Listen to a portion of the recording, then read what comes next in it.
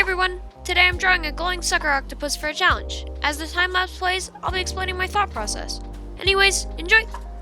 Okay, so I'm using the reference in the top right. I start off with an oval representing the head.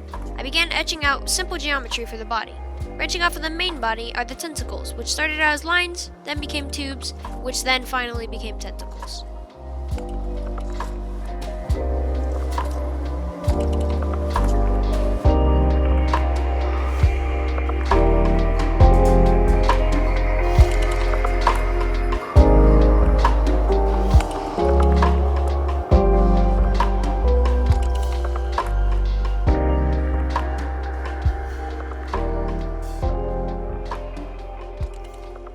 For the left eye, I quickly drew a circle. For the right eye, to show that it is on the side of the head and not the front, I drew a semicircle that follows the shape of the head that also gives a round impression to the entire head area. Something I was also paying close attention to was the webbing between each tentacle, which in my mind is kind of like a flowy skirt. I also wanted it to look like it was kind of draped over the tentacles. I made sure the little suckers on each tentacle followed the curve and got bigger in the middle, showing that they are slightly closer to the camera than the rest of the suckers.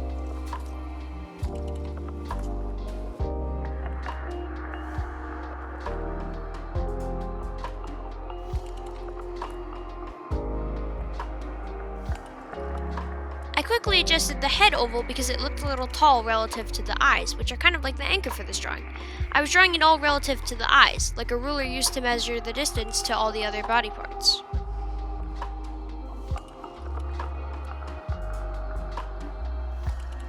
I added some slight divots and lines to the head to mimic the texture that the reference picture had.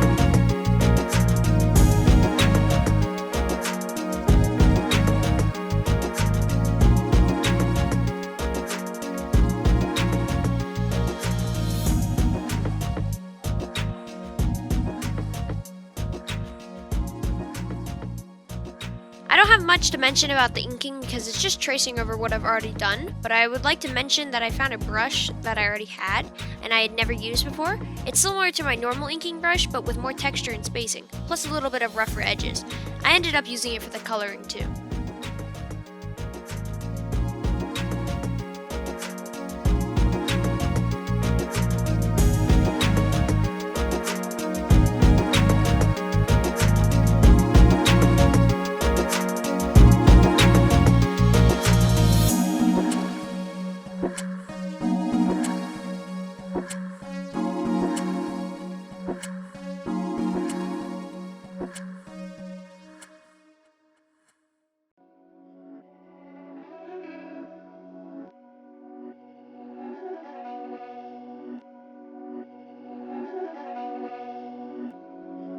These my dollars make it hurt.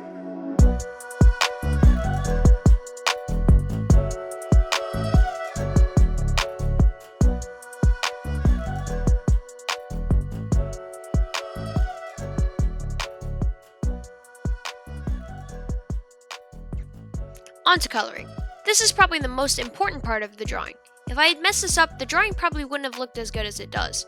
Also, I was using a coloring style that I've never tried before, so in other words, this was also the most difficult part for this drawing. For this, I wanted to get the colors exactly right, so you'll see me color picking each and every color from my reference image. Once I did the first tentacle, I decided the peachy color would fit more for a highlight color and started using it for all the highlights.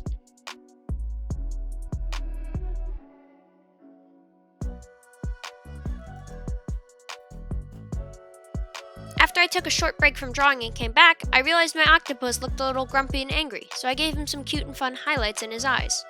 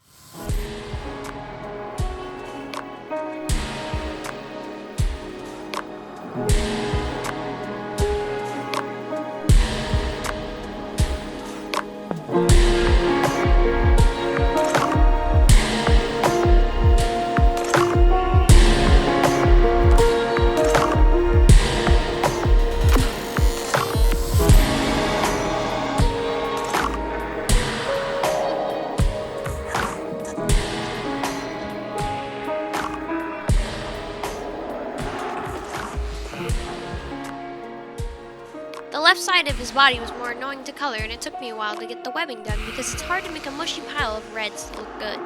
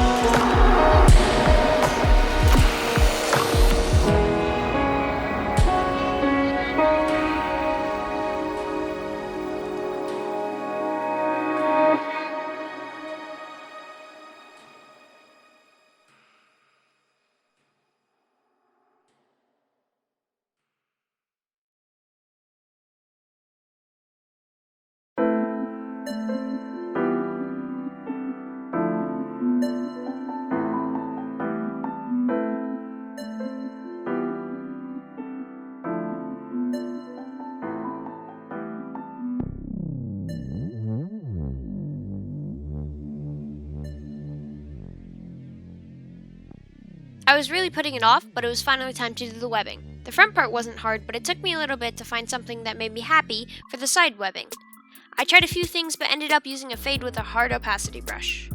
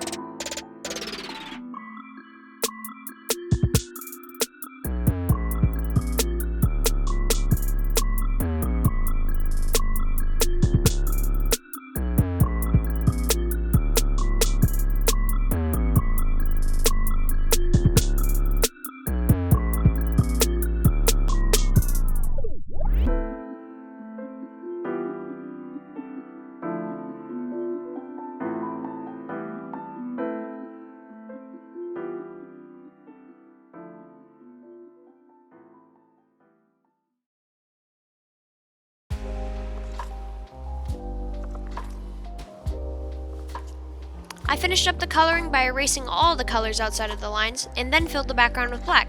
This made all the very small areas of color outside of the lines very apparent, and I quickly did some touch-ups. To finish it off, I added a quick glow around him and called it a day. Day 2, and I had someone else look at it. Their piece of feedback was that the colors on the left webbing and the front webbing were too harsh compared to each other. Although that is how it is in the reference, it didn't look good in the style that I drew this picture in. To solve this, I did a fade on the left side of the front webbing with less saturated versions of the colors I used for the fade on the left side of the webbing.